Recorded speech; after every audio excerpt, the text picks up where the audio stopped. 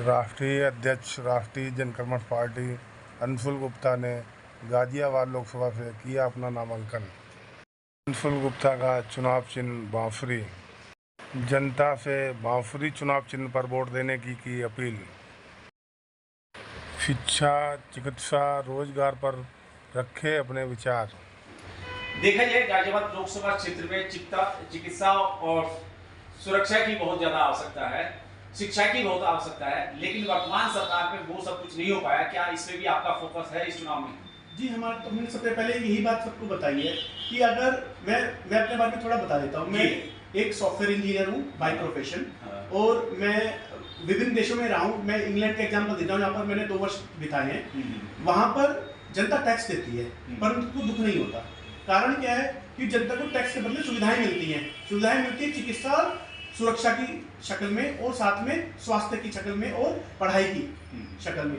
लेकिन हमारे यहाँ पर क्या है, यहाँ पर सरकारी विद्यालय का स्तर इतना निम्न हो चुका है कि कोई भी अपने बच्चों को सरकारी विद्यालय में नहीं डालना चाहता अगर उसमें थोड़ा भी पैसा है तो। और इसके अतिरिक्त सरकारी अस्पताल तो आप देखिए ऐसा लग रहा है जैसे भ्रष्टाचार का मंजर है। वहाँ पर हमने कई बार दौरा किया है, अक्सर वहाँ पर देखा गया कि भारी भ्रष्टाचार में लिप्त हैं वो लोग और कोई भी जनता कार्य नहीं करे। गरीब जनता को बेहद परेशानी का सामना करना पड़ रहा है। अगर हम जनता में विश्वास दिखाती है हमारे अंदर और बांसुरी को वोट देती है तो हम आपको यकीन दिलाते हैं कि पहले इन दोनों क्षेत्रों में कार्य किया जाएगा।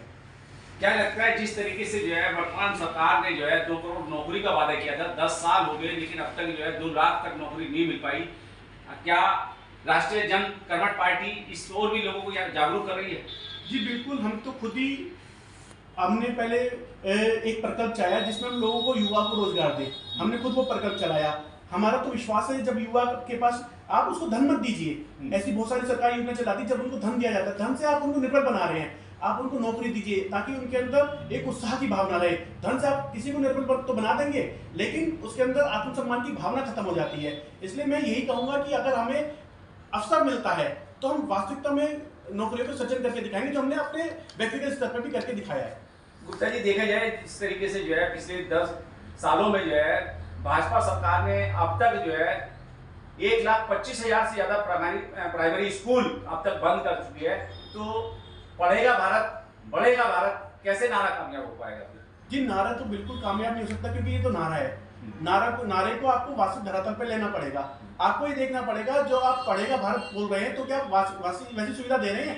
प्राइवेट स्कूल आज मध्यम वर्गीय को तोड़ रहे हैं। मध्यम वर्गीय और निम्न वर्गीय जो हमारे जनता है उसकी कमर तोड़ रखी है महंगाई ने, क्योंकि स्कूल इतनी फीस लेते हैं। आप देखिए एक सामान्य वर्ग का कितना पढ़ाना मुश्किल हो गया है। सरकारी में वो पढ़ा नहीं सकता क्योंकि उसको पता है कि वहाँ पर स्तर बहुत निम्न है।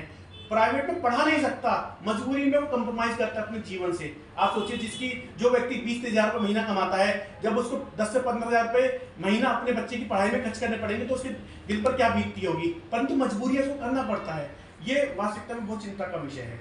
देखिए पहले तो मैं आपको थोड़ा बता देता हूँ उसका बैकग्राउंड। हमारे यहाँ हमने पहले भी जनता के निरंतर बने हुए हैं। हमने देखा कि जो वास्तविक समस्या है ना उनका पालन होना बहुत जरूरी है, उनका निराकरण होना बहुत जरूरी है। जैसे कि सीवर, पानी, सड़क, ये बेसिक सुविधा में आ गए।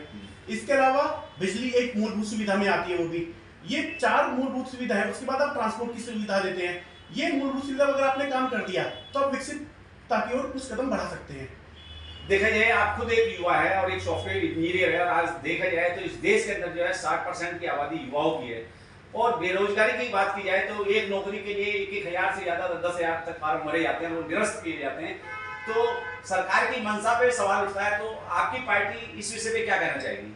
जी देखिए, एक युवा के रूप में आपको बता देता हूँ। एक युवा के रूप में राह बहुत कठिन हो चली है। हम जब अपनी कंपनी की ओर से मेरी सॉफ्टवेयर अपनी कंपनी की चलाते हैं हम लोग, तो उसकी ओर से जब हम जाते हैं रिक्रूट करने के लिए तो उसमें तमाम अगर हम 10 पोजीशन लेकर गए हैं तो हजारों लोगों की भीड़ आ जाती है। ये दर्शाता है कि पढ़े लिखे वर्ग भी नौकरी के प्रति वंचित है और उसको नौकरी नहीं मिल पा रही पढ़ाई करने के बावजूद। ये दर्शाता है कि कहीं ना कहीं हमारे सिस्टम में कमी है जिसका शिकार युवक को झेलना पड़ रहा है।